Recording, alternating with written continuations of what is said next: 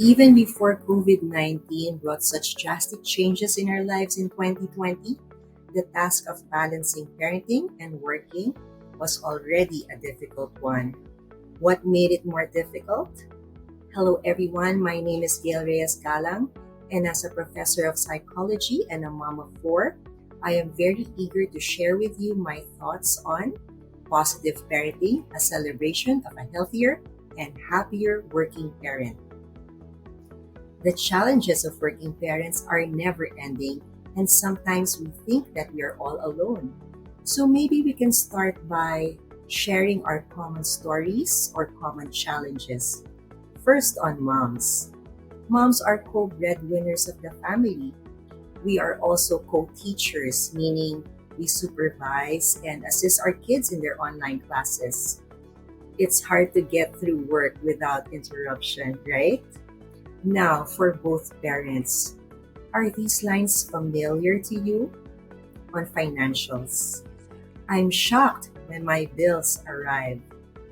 Yup, unexpected bills for broken appliances, car repairs, health emergencies, on top of tuition fees, utility bills, food expenses, and more. What about on work? I don't feel motivated to work. Yes, well, first on tasks, there are just too much work. Deadlines piling up, new roles, new demands. And second, on relationships. Maybe some have toxic bosses or unresponsive coworkers. Now let's talk about relationships. Why do you treat me this way? Yes, so true. Being tired affects intimacy. Sometimes little triggers spark arguments. And maybe it's because of cabin fever. Well, some people have also difficult in laws and toxic friends online or on social media. So, since we've already enumerated challenges most of us continue to face, how do these challenges affect parents' physical, emotional, social, and mental health and well being? Well, let me give you four effects of these. Reduce physical activity. And we all know that it could lead to diabetes and obesity if coupled with poor nutrition, inadequate sleep, lack of moderate exercise, right?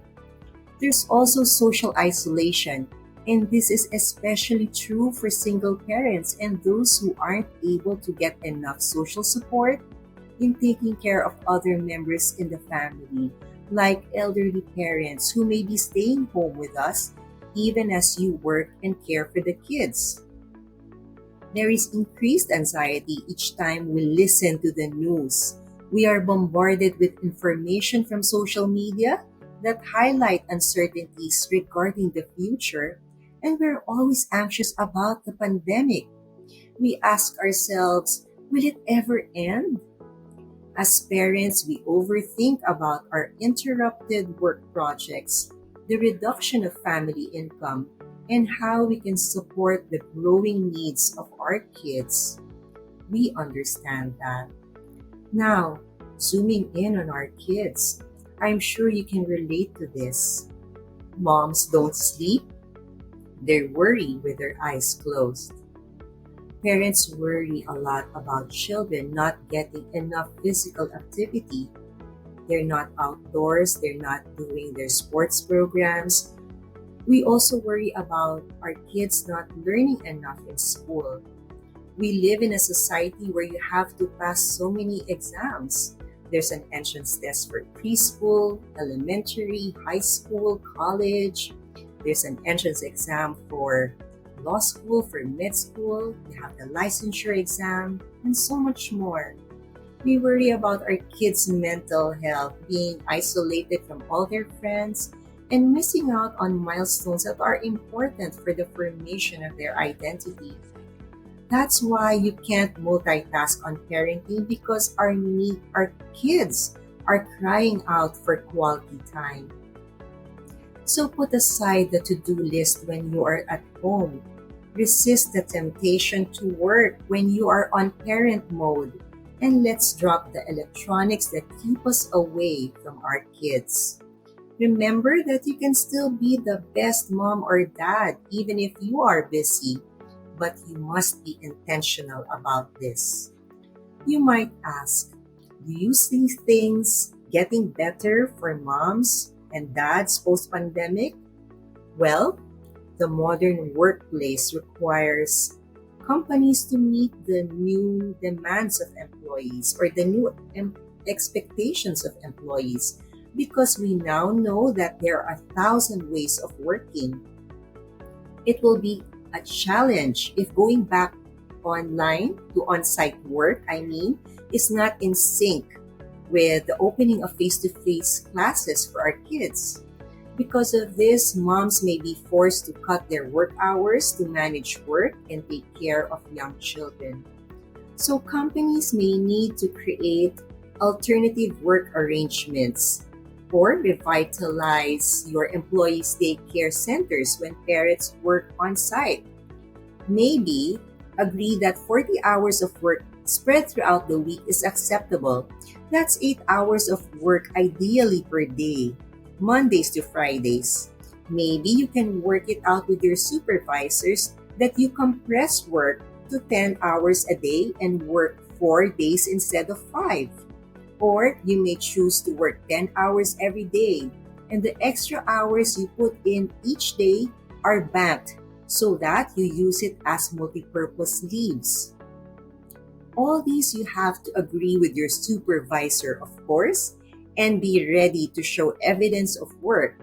And make sure that if you decide to work at home, you are able to respond to emails and work tasks as though you are at work on site.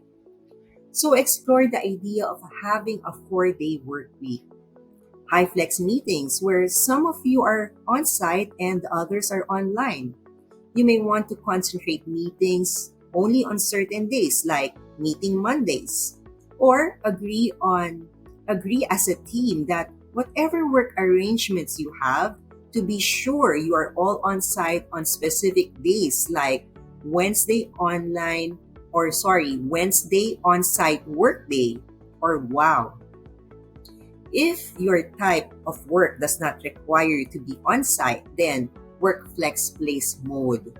Or if you're concerned about the traffic, do sliding schedules where some of you work 7 to 4, others 8 to 5, or 9 to 6.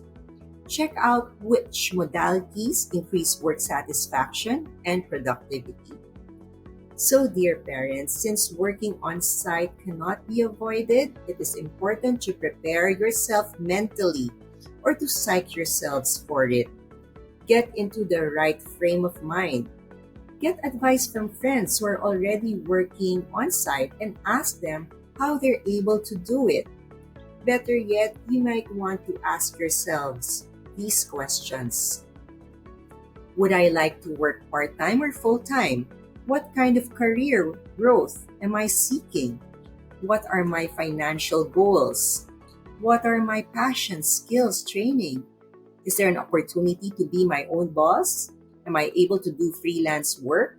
What roles fit with the rest of my schedule and responsibilities?